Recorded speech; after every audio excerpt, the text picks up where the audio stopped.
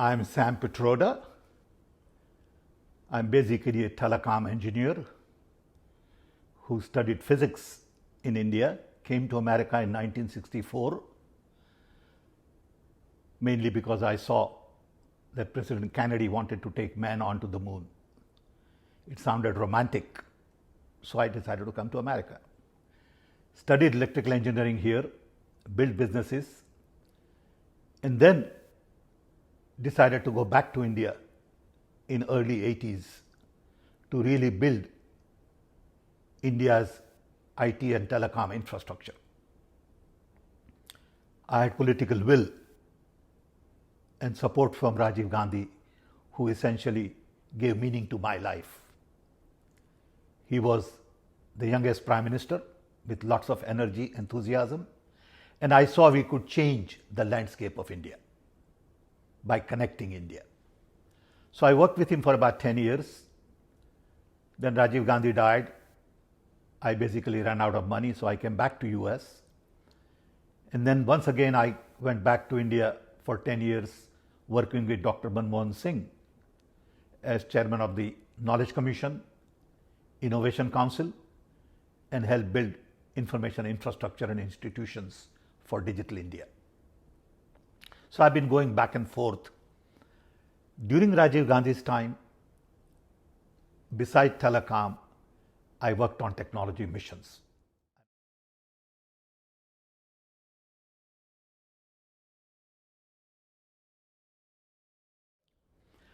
I thought if you want to solve large public problems, you got to be in public sector. In business, you can make a lot of money. Then you can donate that money. That's one way of giving back. But I thought the best way to give back is not by being in the business of giving money, but really participate at grassroots level at the right time with the right opportunity to solve large public problems and help in the nation building process.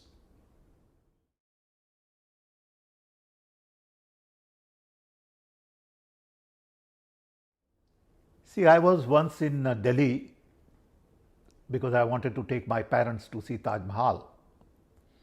And I decided to call my wife back in Chicago and couldn't make a phone call. And a little bit of arrogance and a lot of ignorance said, I'm going to solve this problem. I had made money by selling a company in the US. It looked like a lot of money for someone who never had any money. So I said, enough about making money. I was convinced that IT and telecom will change the face of India. But I didn't know how to do it. So somebody said you should meet Mrs. Indira Gandhi, then Prime Minister of India. Luck would have it that she was generous enough to give me 1 hour to talk. I went to her house with a Kodak projector and 35mm slides in those days because there was no PowerPoint. And she had her entire cabinet. And my message was that the Western model of telecom development doesn't work in India. Western model focuses on telephone density. India should focus on accessibility. Western model focuses on urban areas for telecom. India should focus on connecting rural India.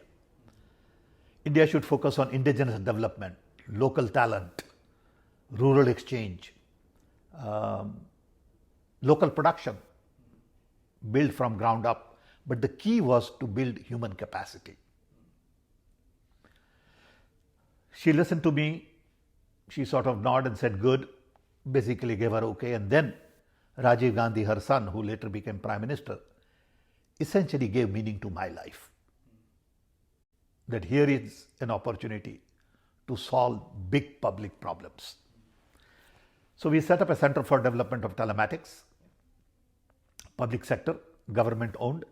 But the idea was to train hundreds and thousands of people in telecom technology. Then we had 2 million telephones for 650 million people. Today, India is a country of billion connected people. We have over a billion telephones. In addition, then we did not produce any software export business. Today, we do close to 200 billion a year, every year, year after year in software development and services. So I think IT and telecom has changed the face of India.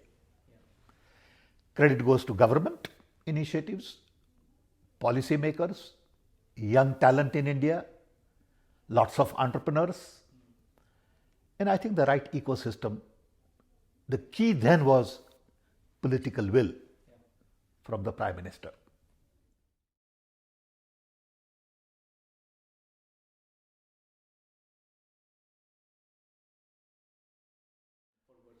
I had a vision based on the work I had done in America and the fascination I had with the telecom and IT. I was young, energetic, and I was well connected in US in my 30s. I knew all the founders of Intel. When Intel was being formed, I was there. I had used Intel's 4-bit microprocessor, and I had seen the revolution from vacuum tube to transistor to integrated circuits to, semiconductor memories. I bought 16-bit on one chip for $16. Okay, so I have seen it all, mainly because I was lucky to be at the right place at the right time, in the right age. So I could relate to the potential myself. It was not alien to me. And in my bones, I was convinced that this will transform India. Okay. And my idea was to really change the model completely and not do what Western world does, but use the same tools to solve local problems, which was unique. I was not asking them to import products. I was not asking them to collaborate with AT&T or Ericsson or Siemens or whichever company. I said, you got to do it yourself from scratch. And fortunately, I found in Rajiv Gandhi a listener, Prime Minister with open mind, willing to give me an opportunity to experiment, back me up. So I knew I had his full backing that if I fail, he'll be there with me. So I think on these kinds of projects, the most important thing is political will. If you don't have political will, these things cannot be done. I'm convinced. Then comes domain expertise. You need a domain expert who can relate to larger canvas. And domain expert who is not just technical expert, domain expert who can communicate, convince, articulate, fight vested interest, deal with media, deal with import lobbies, and a man with courage, conviction, clarity. You need all of that in the domain expert. It's not about knowing your technology. It is about everything else that carries you through.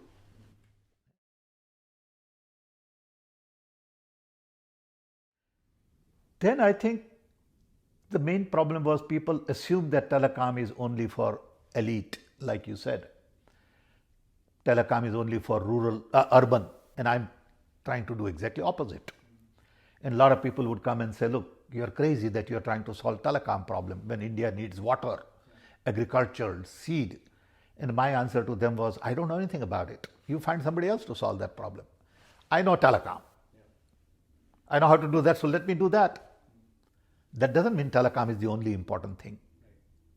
But that's what I know how to do, so I can solve that. I can solve water problem. I don't know anything about it. Okay, but I do know the power of technology. I do know that the technology can be an entry point to bring about generational change. I'm convinced that technology has to be taken to the doorsteps of people. I was also convinced that world over, people like us were busy solving problems of the rich, who really didn't have problems to solve.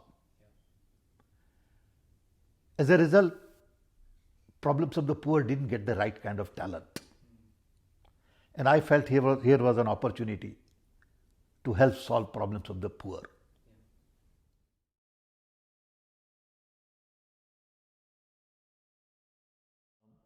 We created what we called then STD PCOs. It was yellow telephone booth where you provide a telephone booth to a private person, could be handicapped, could be women, could be marginalized, could be little pawn shop, tea shop, where they could make their livelihood by managing that phone where people can go to make a phone call. Because it was not possible then for India to have increased telephone density. What we needed was access to telecom. I don't have to own telecom. I don't need a phone in home where I can make one call or two calls a day. But if I had a phone in the community where lots of people can come and make call when they need to, that would do a job, I thought. And that was the unique idea. Okay, it was access to telecom as opposed to telephone density, which made a difference. And in the process, we created close to 2 million jobs for livelihood for 2 million families. Okay, I tell you, there are so many interesting examples. I remember once there was a fellow in Bombay at the airport had a STD PCO, and he had lost both of his legs. Okay, so every time I would go, I will go to his telephone booth if I got a chance, and I'll hug him. And he said, "Sir, you made my life." He said, "I come here, I manage the telephone booth, I need 2 hands to just count my money and give people telephone." He said, "You have no idea what you did to my life." So there were lots of people who would come and say, "Look, when my mother died," one fellow said, "I had to send 21 family members in buses to 21 different villages to inform my relatives. 5 years later, my father died. I got on a STD PCO and made 21 phone calls." He said, "You have no idea what it means to me." So people figured out how to use these telephones in a very different way. People could make international calls. Okay, a guy from Bihar working in Mumbai could talk to his mom in village, and it was a revolution in a way. Automatically, we connected millions of Indians to the world with very little investment.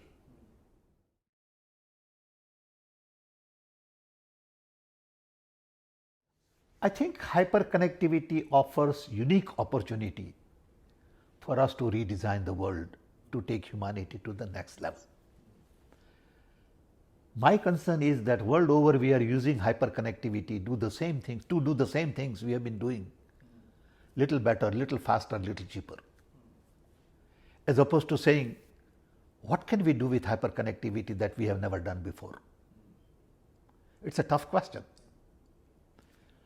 When you ask that question, you automatically think of endless possibilities. I'll give you one simple example. Today in India, we have over maybe some 20 million court cases pending. Whatever number is now, I don't remember exactly what it is. It takes sometimes 15, 20 years to get justice. With hyperconnectivity, you can say, I will change the entire judiciary system so that justice would be provided in 12 months. You can do that. Okay, I don't need this Narawali file in India anymore. Okay, I got to change my mindset. But today, we use hyperconnectivity for some video conferencing here and there, but the process remains exactly same.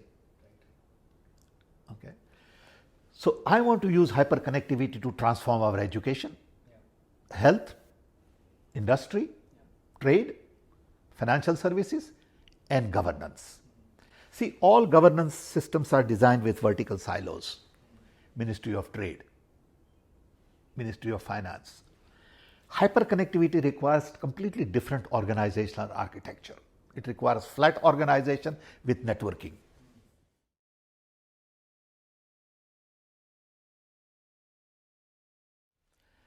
So in 40s, when we looked at technology missions, we realized that there are large public problems to be solved using technology as an entry point. So we created technology missions on drinking water, immunization, literacy, edible oil, telecom, and milk production. You won't believe, but we had 11 million people working on these 6 technology missions directly and indirectly. Unthinkable. The only way I could communicate to all of them was television. So every day we'll be on television. The idea was to use technology as an entry point to bring about generational change in all of these things. Take, for example, water. We said geohydrological surveys, satellite imagery, water testing labs, excess iron removal plant, excess fluoride, desalination, eradication of guinea worm, immunization, produce polio vaccine locally. Today we have no polio in India only because there was a mission on immunization. Same with literacy. Then literacy was 30%, now it is 80%. Okay, but these things take time. Telecom, milk production. We are the largest producer of milk in the world today. So the idea in technology mission was to really use technology to solve problems of the people, but use civil society, media, domain experts, all together to collaborate. And only through collaboration, co-creation, cooperation, you can solve these big problems. It has to be solved from bottom up and not top down. And those are the lessons we learned.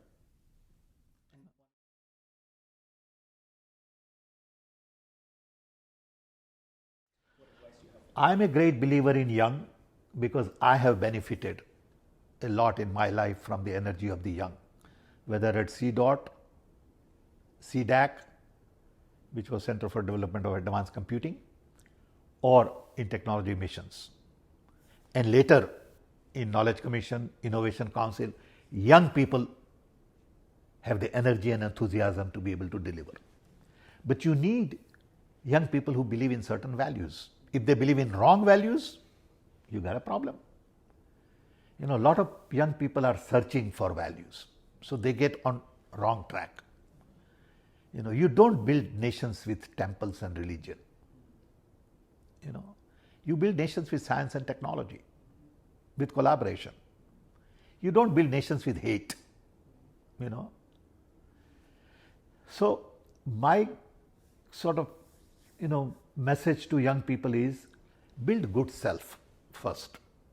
Self that is respectful, disciplined, rooted in values, ethics, believes in technology, future. Don't go back to past. Past is there. But look at future. What kind of a world do you want to build in? Then you become a change agent. You got to convince more people of your values, wisdom. And change is tough. People don't like change. Change agents are hated many times because you are rocking the boat. You are taking something away from somebody who is already established. Say, hey, I'm milking the system, who are you?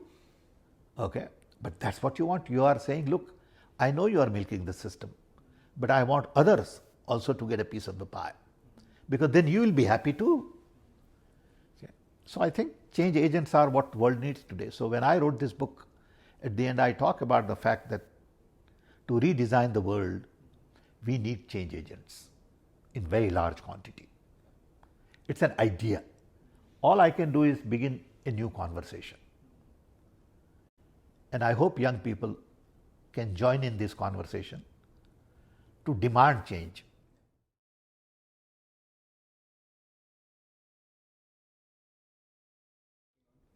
I think I'm basically focused on this book and see if I can spend next 3 to 5 years to take this idea of redesigning the world global.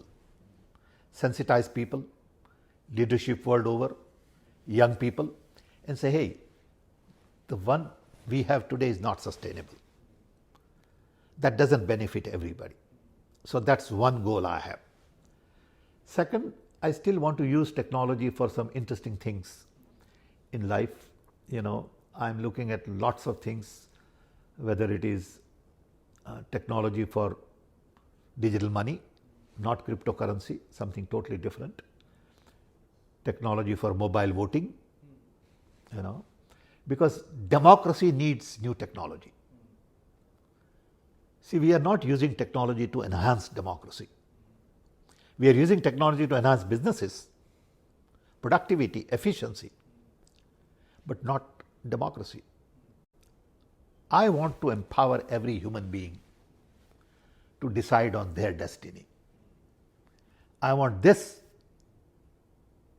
as a tool to empower people, not just for entertainment and watching games and playing TikToks and whatever that, not for that. I want this to empower me, to inform me, to allow me to participate in multiple things, allow me to question things I need to question. And that has not happened.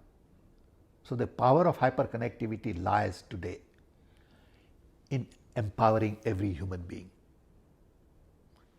Education, health, politics, social science, environment, all of these issues are in your palm. How do you capitalize on it? That's the challenge I'm looking at, and I know my time is over. I'm 80 and I know there is limited stuff I can do, but as long as I'm capable of doing it, I want to keep doing it because that's joy in life.